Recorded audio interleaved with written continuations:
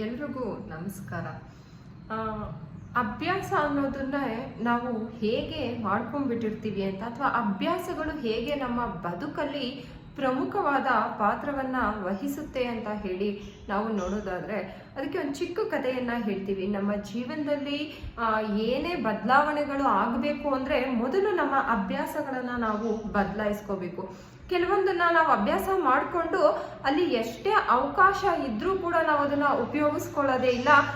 ಅದು ಆ ರೀತಿಯಾಗಿ ನಮಗೆ ಅಭ್ಯಾಸ ಆಗೋಗ್ಬಿಟ್ಟಿರುತ್ತೆ.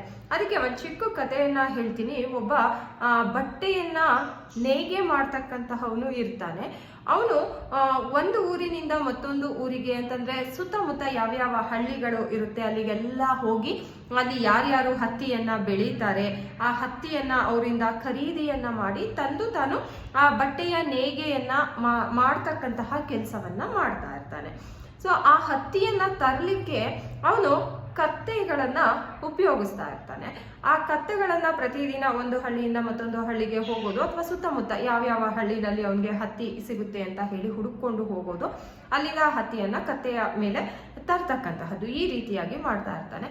ಸೊ ಅವನು ಹಾಗೆ ಬರ್ತಾ ದಾರಿ ಮಧ್ಯದಲ್ಲಿ ಸುಸ್ತಾದಾಗ ಎಲ್ಲ ಅಲ್ಲಿ ಹತ್ತಿರದಲ್ಲಿ ಯಾವ್ದಾದ್ರು ಒಂದು ಮರ ಏನು ಸಿಗುತ್ತೆ, ಆ ಮರದ ಕೆಳಗೆ ಆ ಕತ್ತೆಗಳನ್ನ ಅಲ್ಲಿ ಕಟ್ಟಿಬಿಟ್ಟು ಅವನು ಅಲ್ಲಿ ಮಲ್ಕೊಂಡು ಸ್ವಲ್ಪ ಹೊತ್ತು ಅವನು ರೆಸ್ಟ್ ಮಾಡಿ ಆಮೇಲೆ ಮತ್ತೆ ಆ ಕತ್ತೆಗಳನ್ನ ಬಿಚ್ಚಿ ಅವನ್ನ ಕರ್ಕೊಂಡು ಬರ್ತಕ್ಕಂತಹ ಒಂದು ಪರಿಪಾಠವನ್ನ ಗಳಿಸ್ಕೊಂಡ್ಬಿಟ್ಟಿರ್ತಾನೆ. ಇದು ಆ ಕತ್ತೆಗಳಿಗೂ ಕೂಡ ಅಭ್ಯಾಸ ಆಗ್ಬಿಟ್ಟಿರುತ್ತೆ. ಅಂದ್ರೆ ಅವನಲ್ಲಿ ಕಟ್ತಾನೆ, ಮಲ್ಕೋತಾನೆ, ಆಮೇಲೆ ಮತ್ತೆ ಆ ಹಗ್ಗವನ್ನ ಅಥವಾ ದಾರವನ್ನ ಬಿಚ್ಚಿ ಕರ್ಕೊಂಡು ಬರೋದು. ಸೊ ಹೀಗೆ ಮಾಡುವಾಗ ಒಂದು ದಿನ ಒಂದು ಕತ್ತೆಯ ಹಗ್ಗ ಏನಿರುತ್ತೆ, ಆ ದಾರ ಏನಿರುತ್ತೆ, ಆ ದಾರ ಕಳೆದು ಹೋಗ್ಬಿಡುತ್ತೆ ಅವನು ಆ ಕತ್ತೆಯನ್ನ ಕರೆದುಕೊಂಡು ಹೋಗುವಾಗ. ಸೊ ಆಗ ಅವನು ಇನ್ನೊಂದಿನ ದಾರಿ ಮಧ್ಯದಲ್ಲಿ ಒಂದು ಮರದ ಕೆಳಗೆ ವಿಶ್ರಾಂತಿಯನ್ನ ಪಡೆಯುವ ಸಂದರ್ಭದಲ್ಲಿ ಆ ಒಂದು ಕತ್ತೆಯನ್ನ ಕಟ್ಟೋದಿಲ್ಲ. ಉಳಿದ ಕತ್ತೆಗಳನ್ನೆಲ್ಲ ಆ ಮರಕ್ಕೆ ಕಟ್ಟಿ ಹಾಕ್ತಾನೆ. ಒಂದು ಕತ್ತೆಯನ್ನ ಮಾತ್ರ ಹಾಗೆ ಬಿಡ್ತಾನೆ. ಬಿಟ್ಬಿಟ್ಟು ಇವನು ಮಲ್ಕೋತಾನೆ ಸ್ವಲ್ಪ ಹೊತ್ತು. ಆದ್ರೆ ಆ ಕತ್ತೆ ಏನ್ ಮಾಡುತ್ತೆ ಅಂತಂದ್ರೆ, ಬಂದು ಆ ಮಾಲೀಕ, ಯಜಮಾನ ಏನಿರ್ತಾನಲ್ಲ ಅವನ ಹತ್ರ ಬಂದು ಜೋರಾಗಿ ಕಿರ್ಚಕ್ಕೆ ಶುರು ಮಾಡುತ್ತೆ. ಅವನನ್ನ ಮಲ್ಕೊಳ್ಳಿಕ್ಕೆ ಬಿಡೋದೇ ಇಲ್ಲ. ಇದನ್ನ ಗಮನಿಸಿದಂತಹ ಅಲ್ಲೇ ಅಕ್ಕಪಕ್ಕದಲ್ಲಿ ಇದ್ದಂತಹ ಒಬ್ಬ ಆ ಹಳ್ಳಿಯ ಒಂದು ವ್ಯಕ್ತಿಯಲ್ಲಿ ಬಂದು ಅವನು ಹೇಳ್ತಾನೆ, ಏನಾಯ್ತು ಅಂತ ಹೇಳಿ ಅವನನ್ನು ವಿಚಾರಿಸ್ತಾನೆ. ಅವನು ಹೇಳ್ತಾನೆ, ಹೀಗೆ ನಾನು ದಿನ ಈ ರೀತಿಯಾಗಿನೇ ಮಾಡ್ತಾ ಇದ್ದೆ, ಆದ್ರೆ ಇವತ್ತು ಈ ಕತ್ತೆಯ ಹಗ್ಗ ಏನಿತ್ತು ಅದು ಕಟ್ಟಾಯ್ತು, ಕಳೆದು ಹೋಯ್ತು, ಅದು ನನ್ನ ಹತ್ರ ಈಗ ಇಲ್ಲ. ಈ ಕತ್ತೆಯನ್ನ ನಾನು ಮರಕ್ಕೆ ಕಟ್ಟಲಿಕ್ಕೆ ಆಗ್ತಾ ಇಲ್ಲ, ಅದಕ್ಕೆ ಈ ಕತ್ತೆ ನನ್ನನ್ನು ಮಲ್ಕೊಳ್ಳಿಕ್ಕೆ ಬಿಡ್ತಾ ಇಲ್ಲ, ನನಗೆ ತುಂಬಾ ಸುಸ್ತಾಗಿದೆ ಅಂತ ಹೇಳಿ ಹೇಳ್ತಾನೆ. ಆಗ ಆ ಹಳ್ಳಿಯವನು ಹೇಳ್ತಾನೆ, ಒಂದು ಕೆಲಸ ಮಾಡಿ, ನೀವು ಈ ಕತ್ತೆಯನ್ನ ಕರ್ಕೊಂಡು ಹೋಗಿ ಅದರ ಕತ್ತಿಗೆ ದಾರವನ್ನ ಹಾಕಿದ ಹಾಗೆ ಮಾಡಿ ಆ ಮರಕ್ಕೆ ಕಟ್ಟಿದ ಹಾಗೆ ನೀವು ಜಸ್ಟ್ ಆಕ್ಟ್ ಮಾಡಿ ಬನ್ನಿ, ಆಗ ಆ ಕತ್ತೆ ಅಲ್ಲೇ ಇರುತ್ತೆ ಅಂತ ಹೇಳಿ ಹೇಳ್ತಾನೆ. ಇವನಿಗೆ ಆಶ್ಚರ್ಯ ಅನಿಸ್ಬಿಡುತ್ತೆ.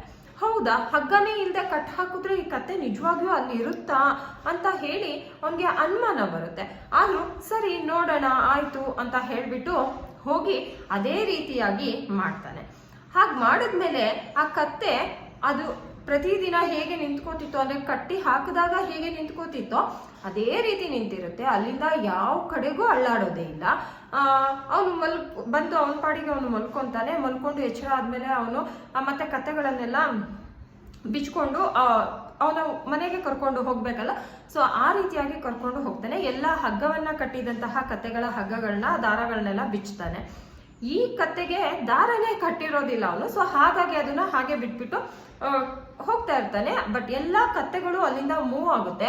ಬಟ್ ಈ ದಾರ ಕಟ್ಟಿಲ್ದೇ ಇರೋ ಕತ್ತೆ ಏನಿರುತ್ತೆ ಅದು ಹಾಗೇ ನಿಂತಿರುತ್ತೆ, ಅದು ಮುಂದೆ ಬರೋದೇ ಇಲ್ಲ. ಸ್ವಲ್ಪ ದೂರ ಹೋಗಿ ಗಮನಿಸಿದಂತಹ ಇವನು, ಒಂದು ಕತ್ತೆ ಬಂದಿಲ್ಲ, ಯಾಕೆ ಬಂದಿಲ್ಲ ಅಂತ ಹೇಳಿ ನೋಡಿ ಅಲ್ಲಿ ಹೋಗಿ ಆ ಕತ್ತೆಯನ್ನ ಹೊಡಿತಾನೆ, ತಳ್ತಾನೆ, ಎಲ್ಲ ಮಾಡ್ತಾನೆ. ಆದ್ರೆ ಆ ಕತ್ತೆ ಅಲ್ಲಿಂದ ಒಂದು ಹೆಜ್ಜೆ ಕೂಡ ಮುಂದೆ ಇಡೋದಿಲ್ಲ.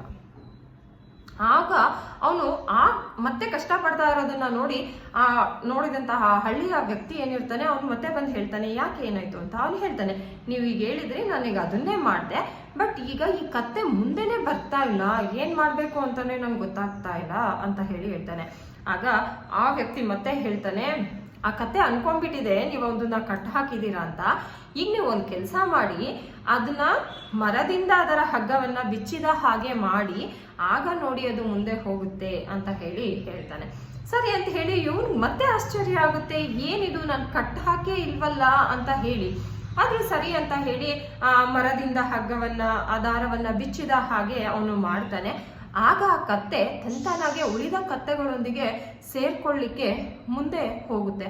ಆವಾಗ ಅವನಿಗೆ ತುಂಬಾ ಆಶ್ಚರ್ಯ ಆಗಿ ಆ ವ್ಯಕ್ತಿನ ಕೇಳ್ತಾನೆ, ಇದು ಹೇಗ್ ಸಾಧ್ಯ, ನೀವು ಹೇಗೆ ಯಾವಾಗ್ಲೂ ಹೀಗೆ ಹೇಳಿದ್ರಿ, ಈಗ್ಲೂ ಇದೇ ತರ ಹೇಳಿದ್ರಿ ಅಂತ ಹೇಳಿ ಕೇಳ್ತಾನೆ. ಅದಕ್ಕೆ ಆ ವ್ಯಕ್ತಿ ಹೇಳ್ತಾನೆ, ನೋಡಿ, ನೀವು ಪ್ರತಿದಿನ ಹೀಗೆ ಓಡಾಡ್ತಾ ಇರ್ತೀರಾ, ಯಾವುದೋ ಒಂದು ಮರದ ಕೆಳಗೆ ಹೋಗಿ ಹೀಗೆ ಕತ್ತೆಗಳನ್ನೆಲ್ಲ ಕಟ್ಟುತ್ತೀರಾ.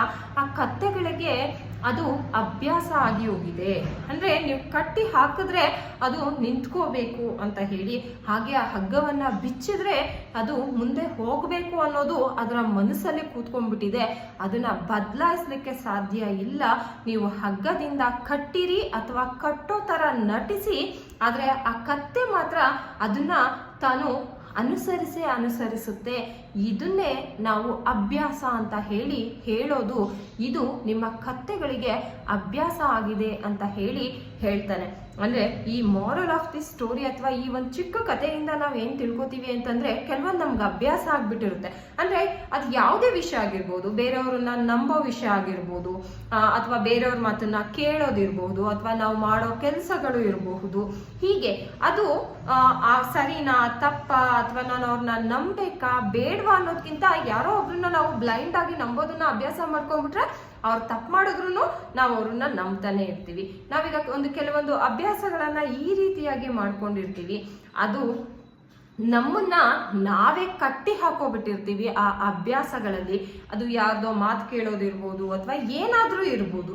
ಈ ರೀತಿಯಾಗಿ ಯಾವಾಗ ನಾವು ನಮ್ಮ ಅಭ್ಯಾಸಗಳನ್ನ ಬದಲಿಸ್ಕೋತೀವೋ, ಅಥವಾ ನಾವು ಯಾವುದನ್ನ ಅಭ್ಯಾಸ ಮಾಡ್ಕೊಂಡಿದೀವಿ ಅನ್ನೋದನ್ನ ಗಮನಿಸಿ ಅದು ಸರಿನಾ ತಪ್ಪ, ಮಾಡ್ಬೇಕಾ ಬೇಡವಾ ಅನ್ನೋದನ್ನ ಯಾವಾಗ ಯೋಚನೆಯನ್ನ ಮಾಡ್ತೀವೋ, ಆಗ ಮಾತ್ರ ನಾವು ನಮ್ಮ ಬದುಕಲ್ಲಿ ಏನಾದ್ರೂ ಬದಲಾವಣೆಯನ್ನ ಮಾಡ್ಕೊಳ್ಳಿಕ್ಕೆ ಸಾಧ್ಯ. ಇಲ್ಲ ಅಂತಂದ್ರೆ ಇದೇ ಅಭ್ಯಾಸವನ್ನ ಅಥವಾ ನಾವು ಮಾಡ್ಕೊಂಡಿರೋ ಅಭ್ಯಾಸವನ್ನೇ ನಾವು ಮುಂದುವರಿಸ್ಕೊಂಡು ಹೋದ್ರೆ ನಮಗ್ ನಾವೇ ಬಂಧಿಸ್ಕೊಂಡು ನಮಗ್ ನಾವೇ ಆ ಅಭ್ಯಾಸದಿಂದಾನೇ ನಮ್ಮ ಜೀವನವನ್ನ ಎಷ್ಟೋ ತಪ್ಪು ನಿರ್ಧಾರಗಳನ್ನ ಅಥವಾ ಏನೂ ಮಾಡದೆ ಸಾಗಿಸ್ತಾ ಇರ್ತೀವಿ. ಸೊ ಅದನ್ನ ಬದಲಾಯಿಸ್ಕೊಂಡ್ರೆ ಖಂಡಿತ ನಮ್ಮ ಬದುಕು ಕೂಡ ಬದಲಾಗಬಹುದು ಅನ್ನೋದು ನನ್ನ ಒಪಿನಿಯನ್.